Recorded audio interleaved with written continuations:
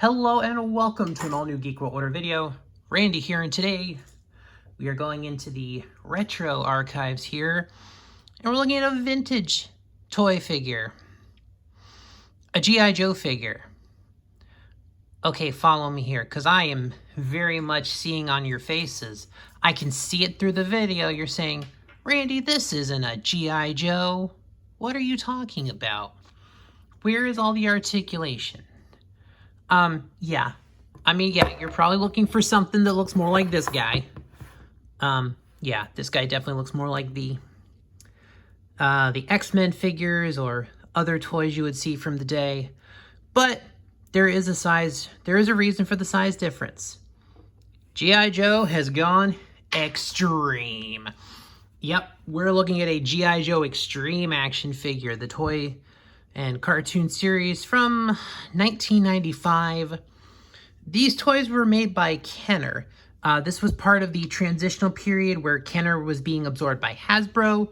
So Hasbro did kind of lend out some of their big name IPs. You may also know Kenner took over Transformers for a while with the Beast Wars line. So yeah, we're going to go ahead and take a look at this figure. And yeah, you can tell he's a little bit different from a G.I. Joe. This is Iron Klaw.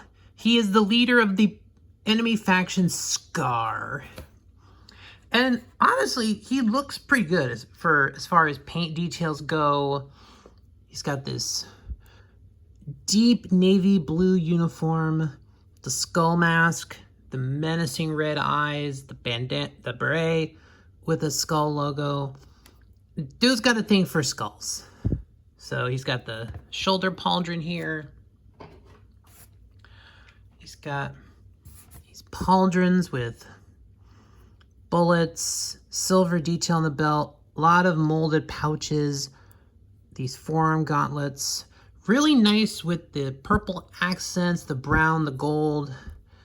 The color palette does look very nice on this figure, I will say that.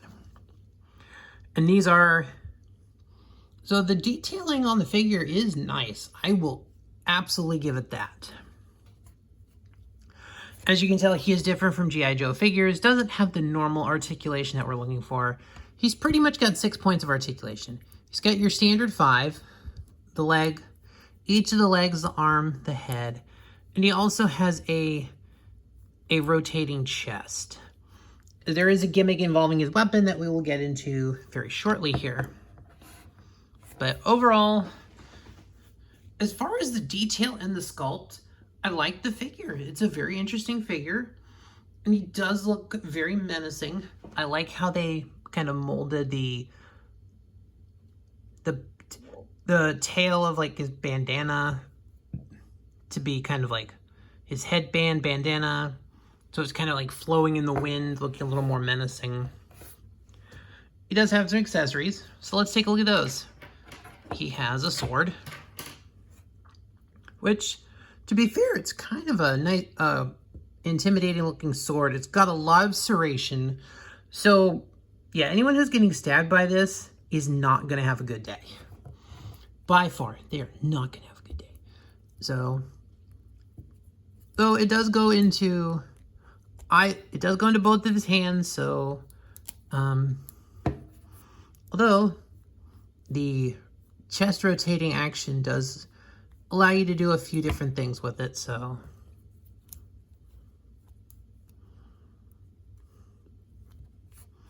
So, kind of helps add a little bit of playability into him. Now, his other accessory is this massive missile launcher. Because, yeah, that's a thing that we had to keep over from the late stage G.I. Joe, from the Battle Corps days. So there is a small launcher button right here on the side. So he has a bit of a gimmick with this thing. So put it into his hand, and you're gonna... So you're gonna put in that hand, and then that one, just gonna kind of pretty much get it like, so he's holding it like that. I feel like that's about where it needs to be. Okay. And then you're going to take the missile and load it in here. Nope, the other way. So basically how his gimmick works is you're going to rotate the chest. And theoretically it's going to basically kind of friction the button. So when you do it, there you go. It'll fire the missile. You kind of got to get the positioning right on it. Like I think on that one I had to hold it back just a little bit.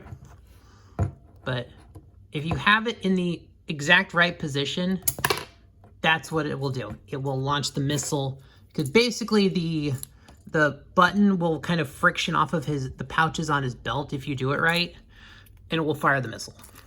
So he does have a little bit of a gimmick, which is fine. 90s toys have a lot of those gimmicks like that, and I'm okay with that. I like gimmicky 90 toys. I know my favorite 90s toy gimmick is Snap-on Armors, but there is some posability, there is some playability, a little functionality with him that's different than your standard G.I. Joe figures. So they did go for some different things in the 90s. Kenner using the G.I. Joe line, the cartoon was a very different thing. You know, with a smaller team going up against this new enemy SKAR. But overall, I thought the cartoon was very interesting back in the day. And this is actually my first time having any of these figures. I was kind of hitting those early teenage years where I wasn't collecting a lot of toys. So I've never actually owned anything from the GIJoe Extreme line until I just bought this figure off of eBay recently. But overall, that is Iron Klaw, the leader of SKAR. And overall, I like this figure. I think this is a fun figure, so I don't regret getting him. But I think that'll do it for this video, guys. Thanks for watching. Please like, share, comment, subscribe, all those things that help out the algorithm, and I'll see you on the next one.